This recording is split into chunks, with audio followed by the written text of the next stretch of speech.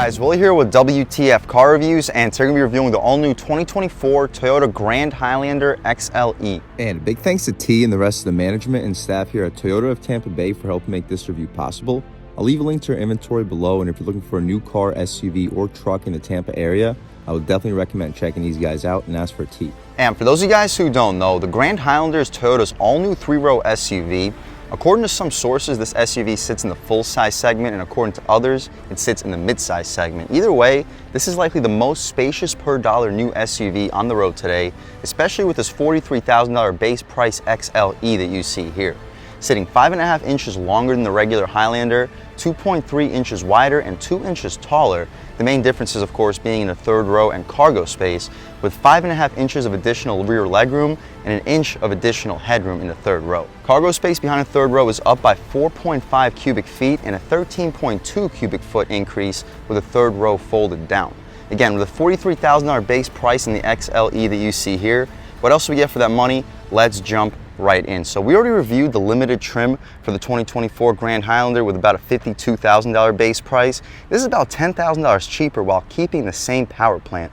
We get LED front headlamps, halogen turn signals, a little bit of shiny chrome for the top part of this grille, which reminds me a little bit of the new Sequoia. Bold, flat black grille down below. Those air pockets in the corners are not functional, unfortunately, but they do aid with the aggressive styling. We get a pretty decent sized intercooler down below with a radiator right up top. The wheel and tire setup for the base XLE is still a pretty impressive aluminum 18-inch rim setup with 255/65 R18 Michelin Primacy all-season tires, some of the best all-seasons in the business. And with this 255 wide setup and 65 series sidewall tires, the ride quality here should be absolutely excellent. That's another reason to go with an XLE over the more expensive trims, is the beefier tire setup. We get a little bit of black trim for the wheel well area, splash guard, black trim for the rocker panel side skirt area. We get 4-door smart access standard on an XLE, a little bit of shiny chrome for the bottom part of the window trim, black trim right up top, LED turn signal on the mirror, aluminum roof rails, and a massive panoramic moonroof, shark fin style antenna. The mirrors have blind spot monitoring and they're heated. The glass fills up the entire frame. The rear wheel and tire setup, same thing as up front. The only difference is a smaller brake caliper. The gas cap is not pushed to open. I'll show you the latch is inside. We get an additional splash guard behind the rear wheels, some black bumper trim out rear, all-wheel drive badge. Shout out Toyota of Tampa Bay for helping make this review possible. LED outside lights. The reverse light appears to also be LED with an LED turn signal too. Grand Highlander etched its body color. I kind of wish we had a black or a silver contrast, but it still says Grand Highlander right below the chrome Toyota badge. XLE badge in the corner. We'll take a squat back here, get a good look at the dual exhaust tips. And speaking of the dual exhaust tips, let's fire up this 2.4 liter turbo 4-cylinder and hear how she sounds.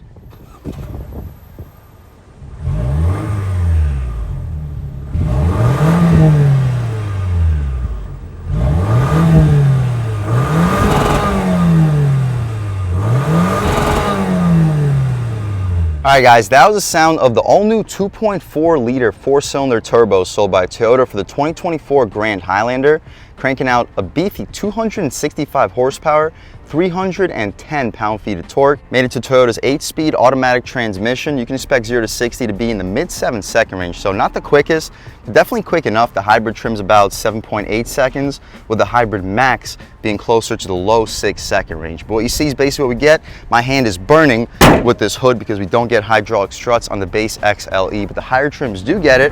Anyway though, I'm not sure what that is. That looks like a Ram truck making that noise, probably a TRX. But before we take a step inside, let's get a quick look at this window sticker and see everything we get on this 2024 Grand Highlander 4-wheel drive XLE with the Storm Cloud exterior and the standard features. You guys can pause, take a look. So we get a 5,000-pound towing capacity. That's nice. Toyota Safety Sense 3.0. That's also new. 18-inch alloy wheels, LED headlamps and taillights. 12.3-inch Toyota multimedia display, which is also new with wireless Apple CarPlay and Android Auto. 6-speaker audio system, but it sounds really good. I was listening to some music on my way to this location in the parking lot, and I was actually blown away with just how good the sound system sounds. Options, again, $44,670 for the all-wheel drive XLE, $1,350 for the panoramic moonroof. We get a couple of additional options here. Hopefully you can pause, take a look. With a total price of $49,000 after $1,689 in total options and a $1,335 destination charge. Anyway though, we can take a step inside, see everything we get in the interior for a base XLE, which again is probably the most spacious SUV per dollar. So up top, we get soft touch materials, a little bit of hard plastic with some metallic flake in it, some hard plastic separating the soft touch, and gushy soft leather stitch armrest. We get 4-window all-in-one touch, lock and unlock 4-way adjustable mirrors with a solid amount of storage. You'll squeeze a foot long with no problem, and a big gulp right in front of it. 6-speaker audio system, but like I said, this sound system sounds really good. And these seats, I know a lot of you guys aren't super impressed with the limited seats that I just reviewed in this channel, but this XLE has some of the softest padded leather seats in the business. Perforated in the center, these are heated, not ventilated seats, but fully adjustable. You get lumbar control, you can recline, drop, lift, and slide the seats. All-weather floor mats that say Grand Highlander on them, but taking a step inside, we can really check it out. So foot on the brake, engine start stop, and everything fires right to life. But overall, compared to the more expensive limited trim, not a whole lot is different in this interior. We still get a leather wrapped steering wheel, it's solidly thick, 10 and 2 is solid, 9 and 3 fits well in your hand. The horn area has well-grained materials. The horn itself, loud and aggressive. People should definitely be getting out of your way. We'll do a window check, see if we get dual panes. We don't get dual panes, but it's a thick single pane of glass. On the left side of the steering wheel, we have our infotainment adjustments. You can see the adaptive cruise control, compass. Beneath that, music. You see songs currently playing, trip information, drive info, trip A, trip B, tire pressure monitoring, all-wheel drive, power distribution, and right back to where we started. Overall settings, you can turn on or off all the advanced safety features with the vehicle settings and meter settings all the way to the right. Messages too, and our fuel economy and eco indicator as well. That's my personal favorite to look at all times. Maybe this advanced safety feature screen with the adaptive cruise control, but I'm not going to use the adaptive cruise control in this SUV. So my personal favorite will be the average fuel economy. Up top, we have a tach that goes to about 6,200 RPM. Digital speedo, gear we're currently in the top left corner, we have the temperature outside with a clock in the top right corner. It's about an 8-inch LCD or LED display with really good resolution. On the left side, we have our coolant temperature. On the right side, we get our fuel level. The dashboard is hard plastic, unfortunately, but the front portion has a nice soft touch material. It's not stitched like it was in the limited, but still a nice premium look to it. The stocks have a very satisfying click to them. Auto headlamps, auto high beams. We don't get auto rain sensing wipers, but the intermittent stock right here in the center. We have volume adjustments underneath the infotainment adjustments, voice commands. You can answer and hang up your phone calls and return. On the right side, we have our cruise control settings, adaptive cruise control, AM, FM, and Sirius, and skip controls. To the left of the steering wheel, we have our tilt and telescope, odometer, interior brightness, auto high beams, and our trunk release. Hopefully you get a good look at the pedals and our hood latch release right there in the corner with the gas cap release right next to it. The touchscreen, we get a 12.3-inch display, also of course all new for the Grand Highlander. We can't check out the map unfortunately because you gotta put all your information in, which I just personally don't want to do. I'll let the potential owner of this vehicle set all of that up. Anyway, you can see the songs currently playing underneath, AM, FM, and Sirius. Phone information, vehicle information, you can adjust the climate, trip info, and a vehicle alert with the overall settings right underneath. My personal favorite would be the map, but unfortunately we can't see it, so I'll leave it right here for the media. Heated seats, no ventilated seats like we had in the limited, but we still get dual zone front climate control with automatic climate even in the rear. Everything's adjustable with buttons. You don't have to go through the touchscreen for it. Huge thumbs up by me. You press this rear climate button, you can adjust the temperature out back.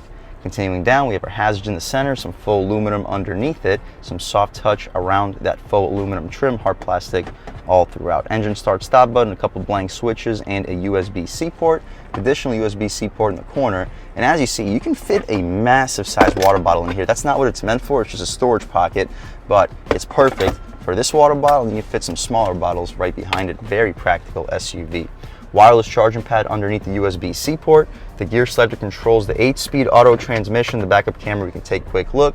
Super high resolution, guidance lines and trajectory, and a little trailer hitch liner upper in the center. You can press these buttons on the side, you can zoom out and zoom right back in. Wash the lens too, so you always have a nice crisp display.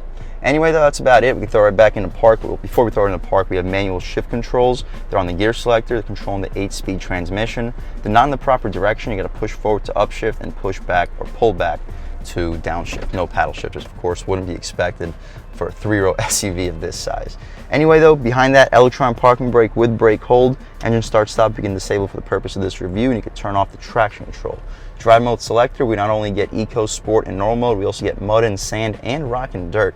That's convenient for off-roading, snow mode too, and hill descent control. We get soft stitched leather for this armrest and padded material for the center of it too, the center console. It is large. We have this little 2-tier storage cubby. We can remove it and you can hopefully see you'll fit probably 4, 5, maybe 6 2-liter bottles of soda in there. That is a large center console, to be expected with a vehicle classified between the mid-size and full-size segment. The materials where your knee will often hit are just hard plastic, but to be expected for an XLE. Above the glove box, we have a little bit of additional storage with an additional USB-C port. The glove box itself, it's damp, not lined with felt, but it's large. You'll fit 25 license plates, should fit 2 pairs of shoes as well. We get a basically frameless auto-dimming rear view mirror with 3 garage home link settings on it. The interior lights are LED. We can open up this shade for the massive panoramic moonroof. It's about a $1,350 option, but it's worth it. This is one of the widest opening pieces of glass in the business. To open up the actual glass, you press and hold this button. It goes on top of the second panel. We'll see how far it goes out. It goes out far, already past the front row. See if it goes any further. It does not. But as you mentioned, this is a wide opening. Poking our way out of here. It's a beautiful day in Tampa, Florida, but hot, sunny, and 94 degrees according to this Grand Highlander. We can shut this moonroof right up. We'll leave the shade open so when we hop out back, you can see how much light is brought into the cabin. Shut it up completely because it is tilted for some reason.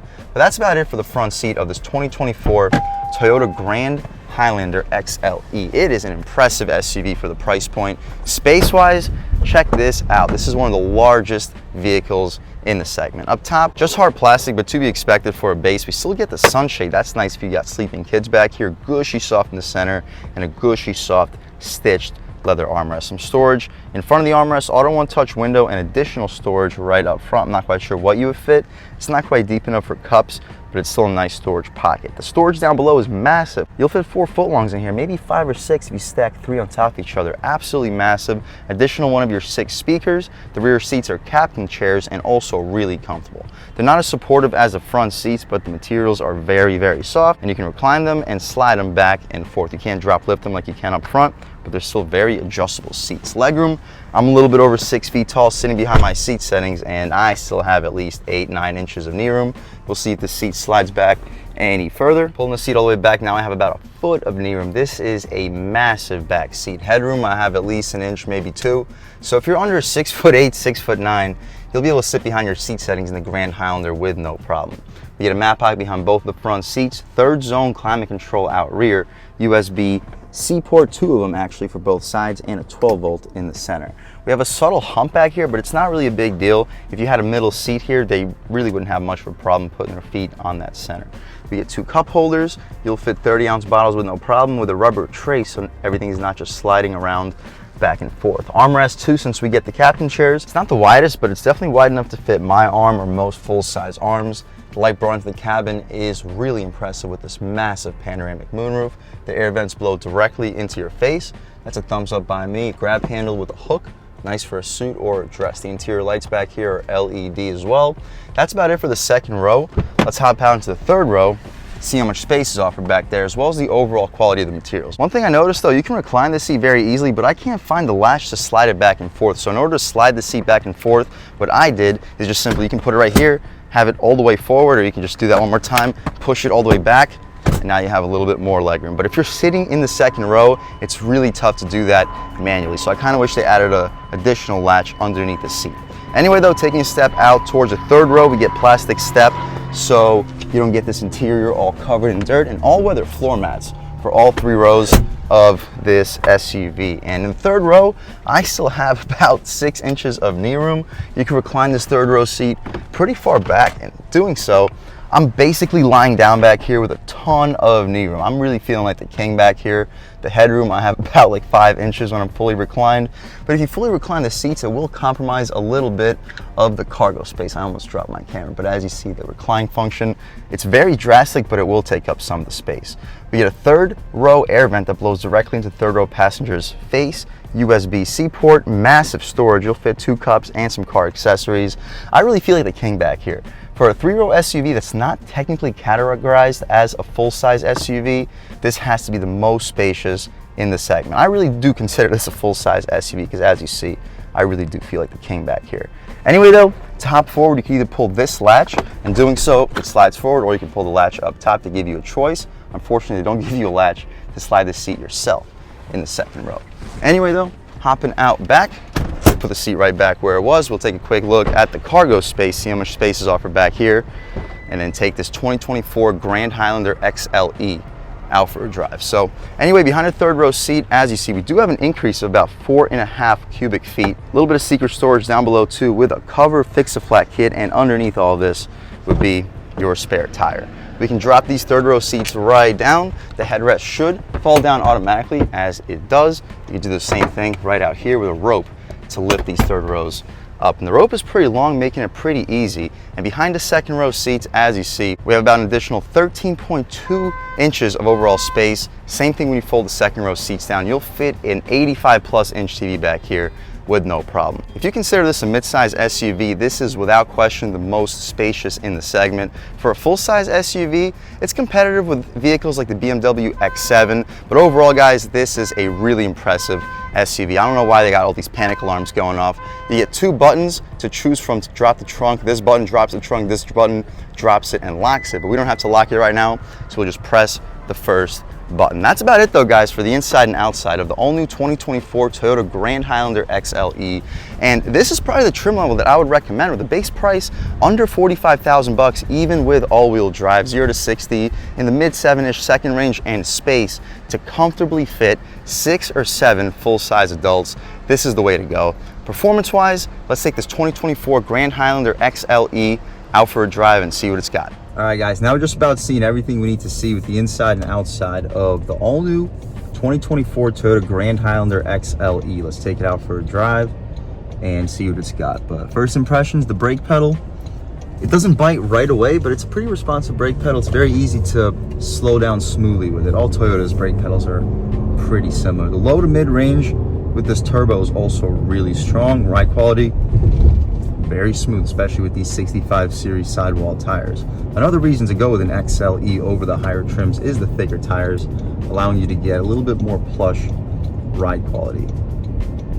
The steering feels nice and on center. The body roll, very well limited. So compared to other mid to full-size SUVs, the handling here is a lot better. So if you're afraid of full-size SUVs, as we mentioned in the limited review that we had, because you don't want to have truck-like handling and an overly sized vehicle in general, this is a great compromise to make, because interior space, cargo space, is just as good as most full-size SUVs, with the driving dynamics being something a lot closer to a mid-size. We try some passing power about a third of the way down, good mid-range, shifts us around 3,500 RPM, and it takes up speed really well. With the 310 pound-feet of torque, the low to mid-range is noticeably stronger than what we had with a 3.5 V6 from the previous Highlander. However, the top end from that V6 was also noticeably stronger than this turbo engine.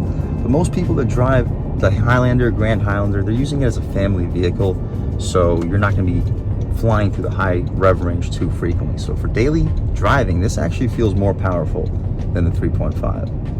Taking a step out here, as soon as we get the chance, we'll let these guys go. And we'll try an acceleration with this all-new 2.4 liter turbo. On the gas, strong, nowhere to go though, but hopefully you can pick it up on camera. The low to mid-range punch, once that boost kicks in, is very strong. All right, guys, taking a step out into this highway, we'll start from a low speed on the gas. Good torque, wow. Yeah, even up top it has good power. I wasn't expecting this vehicle to pull as well as it does up top. It shifts around 6,000 for the full throttle accelerations, and even at 6,000 you still feel this vehicle accelerating noticeably, which is something you can't really say with turbo engines from, say, Ford and their EcoBoost, which tend to die off a lot closer to like 5,000. Same with Mazda and SUVs in that sort. So this 4-cylinder actually reminds me of a turbo that you get from a German car. And on this concrete pavement, the ride quality is still excellent. The road noise, it's not the quietest here, especially now with the dual pane windows that we would get from the top trims, but it is still very quiet, especially for a base price under 45,000 bucks. Overall, guys, if you're looking for a spacious family SUV, but you don't want to get 14, 15 MPGs, the Grand Highlander here will average about 23 MPGs with the turbo. The hybrids, of course, will get closer to 30. Hybrid Max also will get closer to 30, but with this regular 2.4 liter turbo 4-cylinder, 23 combined MPGs, that's just something you're not getting from any other full-size SUV. You saw the legroom in the third row. I'm about 6 feet tall, maybe a little bit more, and I fit back there with no problem. The recline function for the seats is really impressive. Overall, guys, if you're looking for a full-size SUV, you don't want truck-like handling, you want over 20 miles per gallon combined, I would definitely recommend checking out the 2024 Toyota Grand Highlander.